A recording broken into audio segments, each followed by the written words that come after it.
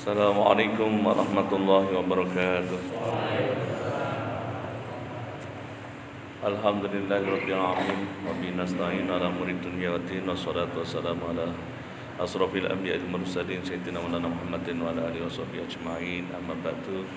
Boten ngersanipun para sesepuh kasepuhan ingkang dan kinabekten sedaya pengurus masjid, Bapak-bapak, ibu-ibu rahimakumullah, marilah kita lanjutkan kajian kitab Nasha'ihul Ibad. Mudah-mudahan akan mempertebal keyakinan kita, iman kita kepada Allah Subhanahu wa taala, dan menjadi sebab kita nanti bisa diberikan oleh Allah futuh, diberikan oleh Allah lebih mengenal kepada Allah Subhanahu wa taala.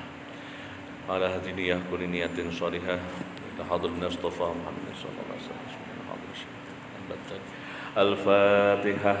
A'udzu billahi minasyaitonir rajim. Bismillahirrahmanirrahim. Alhamdulillahirabbil alamin arrahmanir rahim maliki yaumiddin. Iyyaka na'budu wa iyyaka nasta'in. Ihdinas siratal mustaqim. Shiratal ladzina an'amta 'alaihim ghairil maghdubi 'alaihim waladdallin. Amin. Kita lanjutkan. Bismillahirrahmanirrahim. Babus tsani wa fihi salasuna mau'izatan arba'atu ahbarin wal baqi asarun wa ta'ni bil ahbari aqwalun nabi sallallahu alaihi wasallam wa bil asari aqwalu sahabah wa tabi'in. Fa minhu aifal maqalatul ula minal munabbihati tsaniyati ma ruwiya 'anil nabi sallallahu alaihi wasallam annahu qala khoslatani la syai'a afdalu minhuma al imanu billah wan naf'u lil muslimin bil maqali au bil jahi au bil mali au bil badani. Pada bab yang kedua, kemarin masih kita pada bab yang pertama. Pada pertemuan malam hari ini kita memasuki bab yang kedua, di mana di dalam bab kedua ini ada 4 hadis dan yang lainnya adalah asar. Asar itu adalah perkataan-perkataan para sahabat dan para tabi'in. Jadi kalau yang namanya hadis itu ada marfu, ada yang nanti yang tidak sampai marfu. Itu biasanya adalah aqwalus sahabah, asar-asar. Jadi biasanya perkataan seperti sahabat Abu Bakar As-Siddiq nanti disampaikan, sahabat Umar bin Khattab dan lain sebagainya.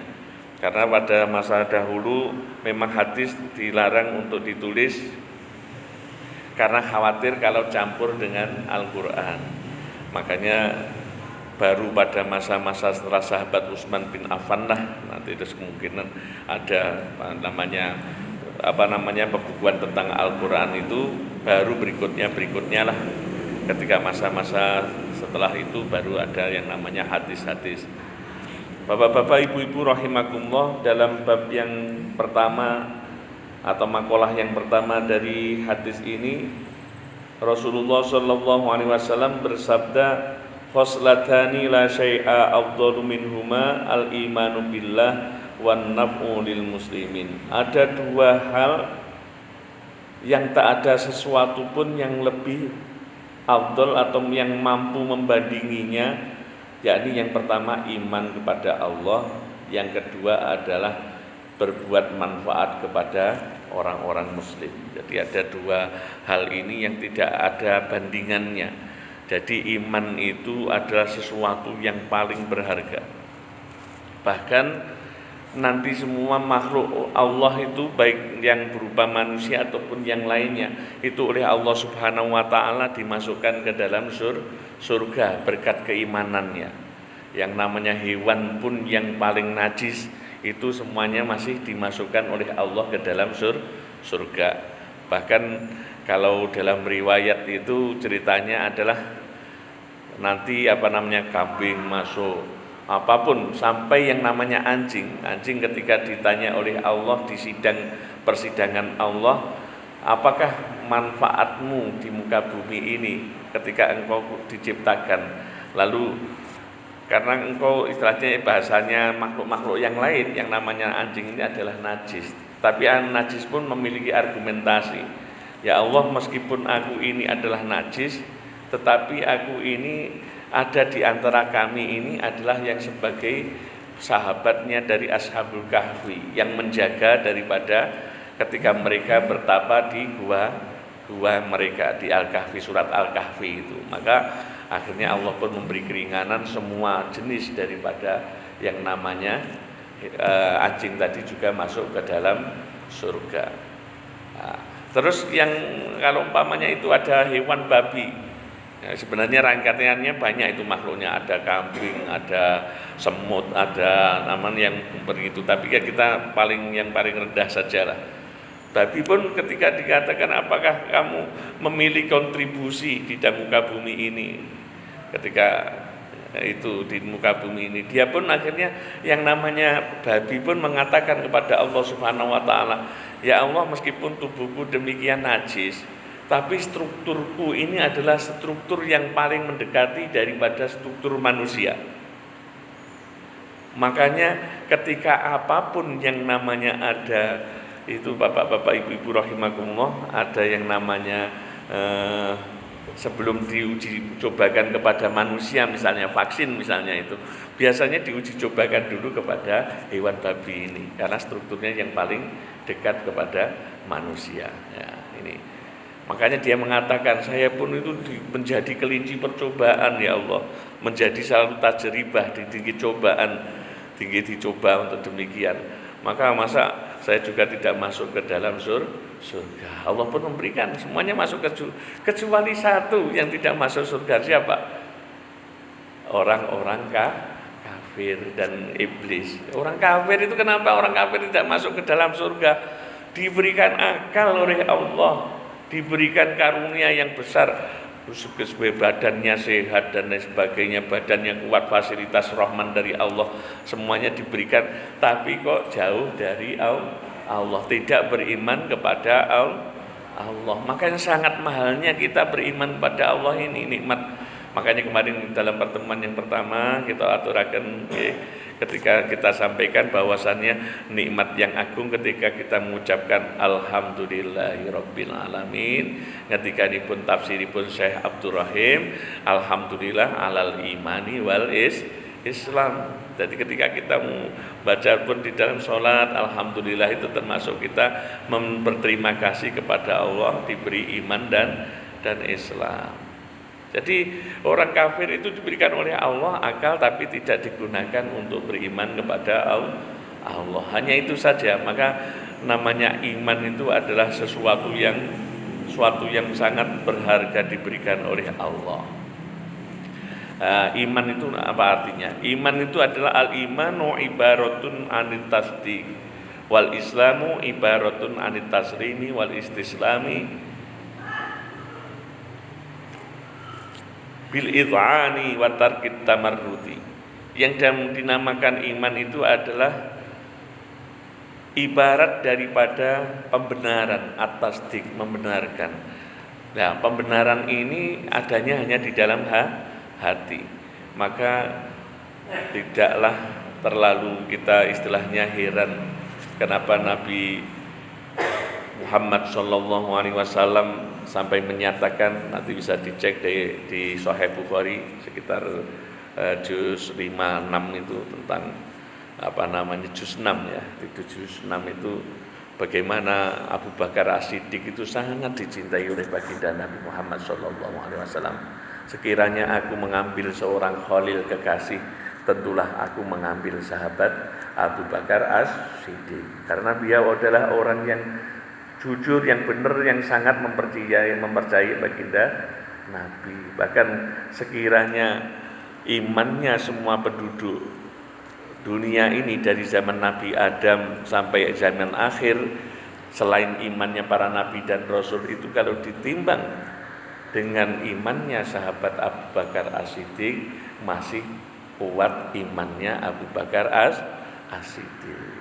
Salah satu ungkapan mungkin saya pernah nyatakan di waktu kita ngaji hikam dulu sebelum berhenti itu, kita pernah nyatakan Abu Bakar As-Siddiq itu memiliki keimanan yang kuat karena dia memiliki konsep ketika dia menyatakan ajazul idraki idrak, lemah dari menemukan Allah adalah sebenarnya menemukan Allah. Kalau akal kita masih menemukan Allah dalam artian masih demikian itu belum yang pas itu. Makanya dikatakan laisa kamitslihi syai'un wa huwas samiul alim. Maka dalam kitab Safinatun Najah juga disampaikan man taraka arba'a kalimatin faqad kamula imanuhu. Barang siapa meninggalkan 4 kata pertanyaan ini, maka iman sempurnanya. Imannya adalah sempurna. Man, aina, mata, kaifa. Siapa Allah? Enggak usah ditanyakan lah, penting kita ya yakin di dalam. Kalau kita nanti bertanya enggak nyampe akal kita. Makanya sahabat Abu Bakar itu ajuzul idrak tak mampu menemukan Allah, itulah sebenarnya kita menemukan Allah. Akal kita tak mampu untuk karena apa? Semisal kalau umpamanya nanti kita bapak-bapak kalau mempelajari tentang Al-Quran, kita bertemu dengan ungkapan Allah beristiwa di arsy, kita akan kebingungan semuanya. Banyak akhirnya menimbulkan ikhtilaf para ulama-ulama itu karena demikian sangat sulitnya. Maka tadi ya, barang siapa meninggalkan 4 ini maka imannya sempurna. Bertanya siapa Allah, aina Allah itu di mana, mata sejak kapan Allah, wa kaifa dan bagaimana Allah. Tidak usah ditanyakan tentang itu. Yang penting ketika kita ini iman seperti wat tasdik, membenarkan bahwa tak akan mungkin wujud segala sesuatu itu tanpa ada yang mewujudkan. Makanya kalau kita membaca sejarahnya Nabi Ibrahim alaihissalam, beliau sampai melihat ketika matahari inilah yang mungkin sebagai Tuhan. Ternyata matahari pun beredarnya waktu tenggelam, dia tidak percaya, tidak mungkin yang itu. Makanya kan itu dia yang penting siapa? Fatiris sama wal ard, akhirnya demikian. Dia apa? Aku menyembah kepada Tuhan, yakni Allah yang menciptakan langit dan bumi. Makanya salah satu sifat Allah adalah Al-Khaliq, zat yang menciptakan. Itu kita sudah enak kalau gitu. Lihat Tuhan bagaimana ya yang menciptakan langit dan bumi ini. Masalah kaifa, bagaimana dan di mana kita tidak usah, kecuali orang-orang yang diberikan oleh Allah sudah kemampuan. Karena memang kalau kita membaca itu kalau menganunya sulit sekali. Kita memasuki kepada kitab aqaid itu sangat berat. Apalagi kalau standar itu bagus itu kalau kita untuk menguatkan sebenarnya kitabnya Imam Ghazali itu dalam Ihya bab aqaid itu bagus banget. Nanti hanya bahasanya itu kan beliau karena filosof ya Pak. Ahli filsafat juga ada di ahli tasawuf, ahli filsafat. Nah, itu sangat tapi kalau kita menjadi orang awam ngaten iki cukuplah kita meyakininya dengan di dalam hati kita bahwa Allah wujud dan lain sebagainya sampai sifat-sifatnya Allah yang perlu kita kenal. Bapak-bapak, ibu-ibu rahimakumullah, sedangkan Islam bandingannya dengan Islam itu adalah ibaratun anit taslimi. Jadi kalau Islam itu lebih kompleks. Kalau iman itu berkaitan dengan hati, tapi kalau Islam itu juga dengan hati, ada dengan juga lisan, juga mengucapkan, juga dengan anggota badan. Maka dikatakan kalau Islam itu lebih, meskipun dalam keterangan para ulama itu ada taroduf. Taroduf itu apa? Satu tunggal kata. Ya iman itu ya Islam, Islam itu ya itu ada. Tapi ada yang ta'adud, bertentangan, ada yang Islam itu beda dengan iman, ada yang saling memberi makna, menurut Imam Ghazali demikian. Jadi ada yang nanti ketika Nabi ditanya oleh para sahabat, apakah iman itu? Beliau menjawab, iman itu adalah juga bersyahadat dan lain sebagainya. Jadi kadang-kadang demikian hadisnya di dalam berkaitan dengan iman dan Islam itu. Tapi yang terpenting bagi kita bapak-bapak, ibu-ibu, hadirin hadirat, seperti kita sampaikan tadi, tidaklah beribadah tadi ya, man taroka arba kalimatin faqad kamula iman. Kaifa, mata, di mana Allah, kapan, dan siapa Allah kita tinggalkan saja, karena itu bukan lebih baik daripada memikirkan demikian. Kita lebih baik menggunakan untuk yang lainnya dalam artian memperkuat zikrullah. Nah, karena nanti kita akan memasuki yang ini, yang kedua ini, ya, berkaitan yang wan naf'u lil muslimin, memberikan manfaat kepada orang muslimin. Nah, ini naf'u lil muslimin ini ada istilah Bapak-bapak Ibu rahimakumullah. Kalau dalam ilmu itu adalah namanya ilmu an-nafi, ilmu yang bermanfaat. Ilmu yang bermanfaat itu apa? Menurut pengertian Imam Ghazali, ilmu yang bermanfaat itu adalah daripada metodenya.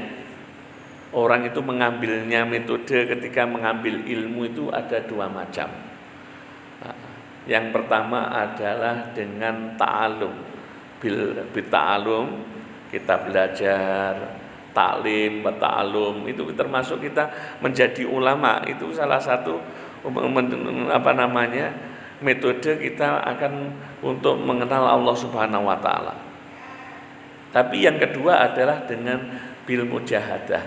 Ada orang yang oleh Allah Subhanahu wa taala diberikan kemanfaatan hidupnya karena dia memperbanyak zikir kepada Allah. Nah, itu dikatakan kalau Imam Ghazali dengan ilmu muka syafah. Yang kalau satunya itu sungguh-sungguh mempelajari, kalau ilmu dari jenengan mulai dari dulu misalnya di madrasah itu ya belajar dari nanti fikih yang paling rendah naik ke yang paling dulu. Tauhid dari yang misalnya Aqidatul Awam munggah nanti naik lagi kepada Qatrul Ghois misalnya, naik Kifayatul Awam dan lain sebagainya, Jauharatul Tauhid dan lain sebagainya. Tetapi yang ini yang namanya yang ilmu mujahadah ini adalah ilmu yang kalau di dalam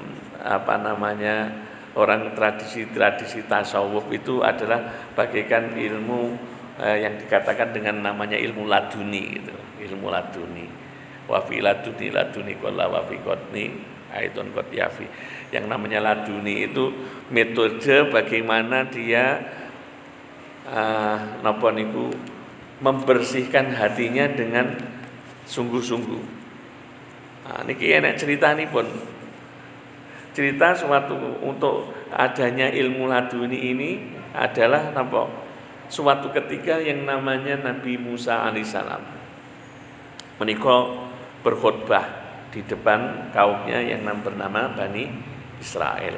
Wah, khutbah yang sangat mendalam pokoknya sampai wong-wong padha brebes nangis niku. Terus akhirnya di antara jamaahnya Nabi Musa alaihissalam itu bertanya kepada beliau, "Wahai Musa alaihissalam, apakah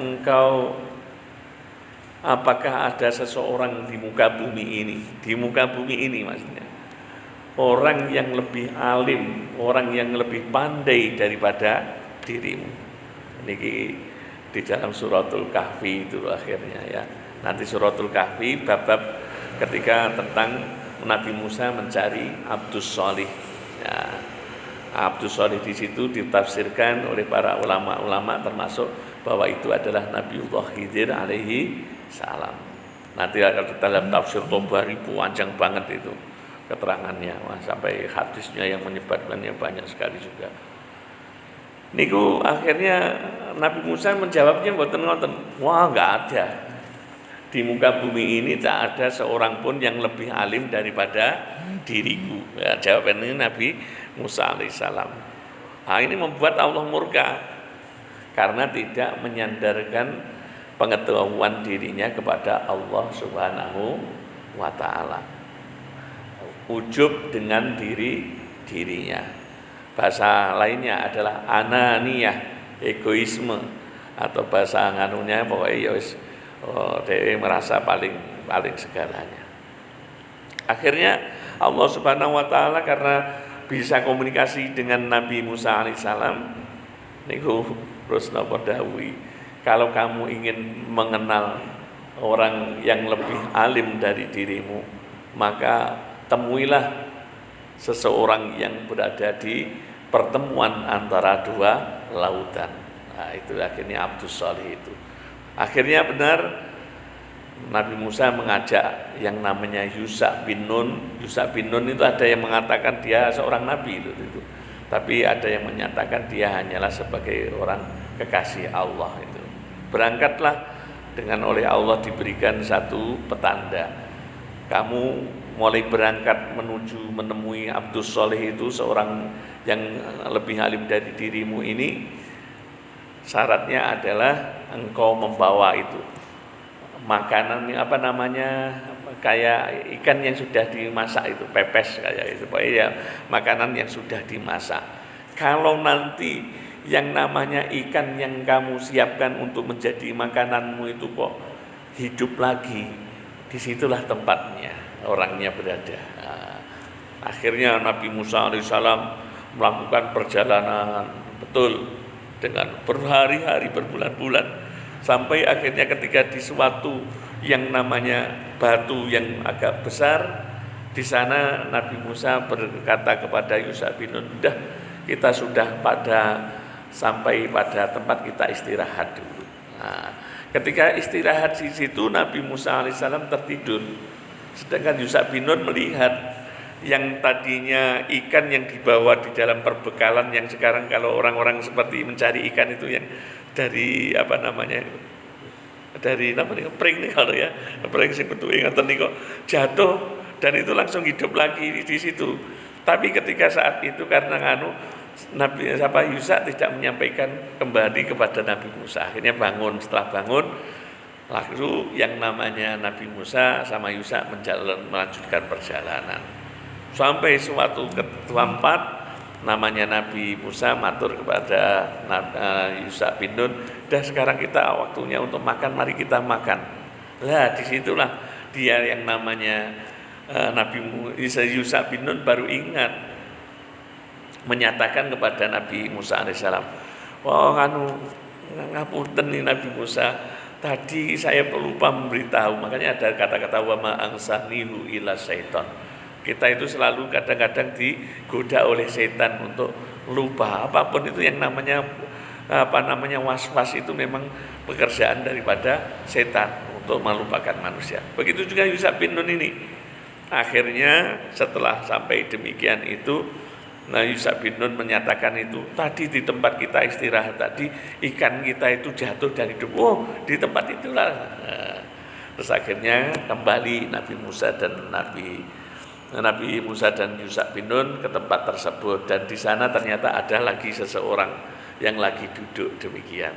Maka namanya waktu itu dikatakan, ada yang mengatakan Khidir. Khidir itu artinya hijau, di mana kalau beliau itu bertempat duduk itu tadinya tanah itu kering akan menjadi tumbuh rerumputan. Ada yang menyatakan itu. Ada yang menyatakan Khidir itu kalau umpamanya beliau itu biasanya selalu memakai pakaian-pakaian yang berwarna hijau dan lain sebagainya. Banyak keterangan tentang pendapat tentang Nabi Khidir itu. Akhirnya di sana itu langsung salam Nabi Musa langsung dijawab oleh Nabiullah Khidir alaihissalam. Akhirnya terjadi dialog itu. Oke, Nabi Yusha ditinggal hanya berdua. Mereka akhirnya melanjutkan perjalanan. Ketika melewati di pantai, saat itulah Nabiullah Khidir alaihissalam ini Masya Allah, mampu untuk menunjukkan ketika melewati daerah di situ ada pekuburan. Beliau langsung nyebutkan, ini kuburan masanya zaman ini ada masa zaman ini umatnya Nabi Nuh, ini umatnya Nabi Samud. Diterangkan jelas sama Nabi Khidir, Nabi Musa sampai geleng-geleng. Ini orang kok tahu semua sampai demikian. Padahal masa yang lebih dahulu lah, masa yang lama. Sampai akhirnya ada suatu burung yang biasa di laut ini, camar ya. Burung camar terbang langsung akhirnya masukkan paruhnya ke laut. jelek gitu, terus langsung dia terbang lagi. Nabi Khidir menyatakan kepada Nabi Musa, ilmumu dan ilmuku itu kalau dibandingkan ilmunya Allah itu bagaikan tadi yang namanya burung tadi yang mencelupkan paruhnya ke dalam lautan. Ya, hanya setetes itu kita tidak ada apa-apanya dibandingkan ilmunya Allah Subhanahu wa taala. Akhirnya betul apa nggih kalau cerita niki ben ngertos kronologi nanti endingnya nanti kita. Akhirnya sampai setelahnya itu melewati suatu ke tempat yang namanya di situ perahu, naik perahu. Keduanya akan melanjutkan perjalanan naik perahu. Ketika naik perahu di situ orang-orang sudah sama kenal dengan Abdus Shaleh itu, dengan yang dikatakan dengan Nabi Khidir ini.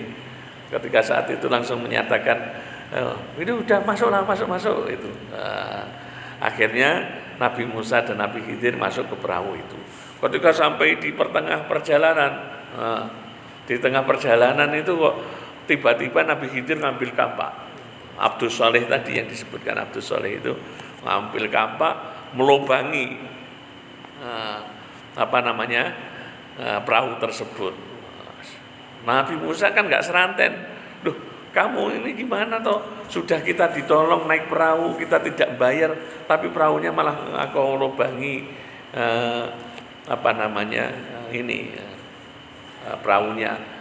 Nabi Khidir hanya menyatakan, kamu tadi kan sudah aku bilang, tadi saya lupa untuk menyampaikan, aku akan mengajak kamu, boleh kamu bersamaku, tapi ilmumu dengan ilmuku itu adanya beda. Engkau hanyalah memandang kepada syariah semata, engkau memandang pada segala yang wujud saja, tetapi diriku memandang sesuatu itu dalam jangkauan yang lebih panjang, dalam artian secara ruhani maksudnya itu. Pokoknya kamu nanti boleh mengikut aku, syaratnya jangan bertanya apapun yang aku lakukan. Betul. Yang namanya Nabi Musa tadi protes kayak gitu, udah sekarang kalau kamu nggak sabar kita berpisah nggak apa-apa. Oh jangan, kamu harus memaklumi aku, mari aku memaafkanku bahwa ini aku khilaf. Oke, akhirnya betul turun dari kapal. Akhirnya bertemu dengan anak kecil, lagi bermain dengan teman-temannya yang banyak, wajahnya dia lebih putih, lebih nyeneng neoten bocah ini. Ternyata napa? Harun Nabi Khidir, orang yang dikatakan dengan Khidir itu dibunuh anak tersebut, dipanggal kepalanya, dicoklet itu. Akhirnya Nabi Musa kan ra trimo harus lagi ini. Bagaimana toh kamu ini? Ini anak kecil belum punya dosa, kok kamu bunuh? Loh, aku tadi kan udah bilang, kita kalau umpamanya kamu mau bersama diriku, kamu nggak boleh protes sedikit pun nggak boleh. Kamu hanya hanya bersabar dan bersabar. Oke, akhirnya kedua sampai demikian. Oke, masih dimaklumi, Nabi Musa masih ikut. Sampai yang ketiga bertemu dengan rumah yang mau roboh. Bertemu dengan rumah yang roboh itu sama Nabi Musa alaihissalam. Nabi Khidir itu diprotes karena apa? Ketika dia di sekitar rumah itu meminta makanan tidak diberi. Setelah itu Nabi Khidir malah bangun rumah yang mau roboh. Setelah itu ya tidak makan. Terus akhirnya Nabi Musa protes kepada Nabi Khidir. Gimana toh kamu tadi kita meminta makan saja tidak diberi. Ini kita malah bangun rumahnya orang mau roboh. Istilah bangsa Jawa ini kok istilah goblok mentong bodoh mentong ini kok orang jaluk manganan padahal kita sudah menganukan itu. Lalu saat itulah yang namanya Nabi Khidir Abdus Shaleh mengatakan hadza firaqu baini. Inilah adalah perpisahan antara diriku dan dirimu. Sudah aku katakan sejak mula bahwa ilmuku itu berbeda dengan ilmumu. Bahwa engkau melihat hanya dalam kacamata zahir semata. Sedangkan diriku memandang segala sesuatu termasuk itu adalah dari kacamata juga yang namanya akhirat. Kacamata batin. Akhiripun bapak-bapak, ibu-ibu rahimakumullah, Nabi Khidir menyatakan, ya udah sebelum berpisah aku berikanlah wasiat wahai Nabiullah Khidir alaihissalam. Aku berikan wasiat tapi aku akan menjelaskan. Yang pertama, bahwa yang namanya perahu tadi itu adalah miliknya seseorang yang fakir. Nanti dan itu di depannya ada raja yang mengambil perahu-perahu yang bagus. Makanya aku lubangi supaya raja yang selalu merampas itu tidak jadi mengambil perahu tersebut. Yang kedua, anak kecil tersebut itu ditakdir oleh Allah nanti akan menjadi orang kafir. Kalau nanti ini dia dia tetap hidup, akan membawa orang tuanya pada kekafiran. Maka saya bermohon pada Allah nanti digantikan dengan yang lebih baik. Yang ketiga, rumah tadi adalah rumahnya anak yatim, 2 anak yatim yang orang tuanya sholih. Maka kalau rumahnya itu roboh, harta-harta yang di bawah tanah itu kelihatan akan diambil orang-orang.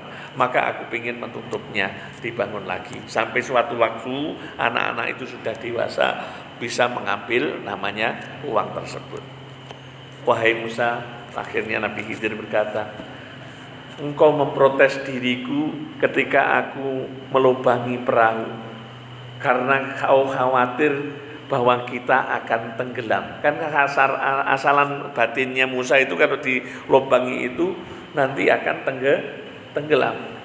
Apakah kamu tidak ingat sewaktu kamu masih kecil, kamu oleh orang tuamu, oleh ibumu dilemparkan ke sungai Nil. Kamu dilemparkan ke sungai Nil supaya kamu selamat dari ancaman itu, ternyata malah kepada kekuasaannya Fir'aun. Apa kamu tidak ingat bahwasannya ibumu saja dalam artian itu memiliki kepasrahan kepada Allah Subhanahu wa ta'ala. Dan ini ngilik nih Nabi Musa, ternyata Nabi Khidir itu untuk mengingat-ingat masa lalu. Yang kedua, engkau memprotes diriku membunuh anak kecil. Apakah kamu tidak pernah ingat dirimu pernah membunuh yang namanya orang di Kipti, orang Mesir, ketika dalam perjalananmu dikejar-kejar Fir'aun, engkau akan menuju kepada Nabi Syuaib. Di sana engkau dikejar, lalu ada 2 orang yang bertengkar, saat itu lalu engkau bunuh salah satunya. Apakah itu juga tidak dosa? Ternyata Nabi Khidir mulang kepada Nabi Musa alaihi salam. Itu diulang, kamu itu juga pernah bunuh saja kok memprotes diriku gitu loh. Yang ketiga itu, engkau pengen aku membangun rumahnya anak yatim yang orang tuanya meninggalkan, di dalamnya itu ada harta bendanya. Ini aku kerjakan karena Allah. Tapi apakah kamu ketika mengambil yang namanya itu air minuman untuk ternak-ternaknya anak-anaknya Syuaib itu, apakah karena Allah? Ditanya oleh Nabi Khidir. Nyatanya kamu menjadi mantunya Syuaib, berarti kamu mendapatkan imbalan dari Nabi Syuaib. Apakah karena Allah? Nabi Musa akhirnya hanya bisa menangis. Nah inilah yang namanya ilmu yang satunya dengan yang namanya ta'lim wa ta'lum. Yang kedua menurut metode Imam Ghazali adalah dengan bil mujahadah biriyadhah, dengan kita kalau nanti Nabi Khidir itu adalah orang yang tidak, dalam riwayatnya tidak pernah beristri. Kalau beristri tidak pernah dikumpuli itu beliau. Yang kedua, beliau tidak pernah mempunyai hajat dunia itu sama sekali. Nama hidupnya hanya akhirat, ibadah saja. Makanya beliau itu dari hanya ibadah itu memiliki kemampuan yang luar biasa. Makanya akhirnya diambil oleh metode para ahli sufi. Kalau orang benar-benar mujahadah, orang-orang benar-benar riyadhah, orang benar-benar mengekang hawa nafsunya, mampu mereka itu untuk menaklukkan nafsunya, maka akan diberikan oleh Allah namanya al-kashfu, tersingkap. Sesuatu yang gaib itu diperlihatkan oleh Allah Subhanahu wa ta'ala.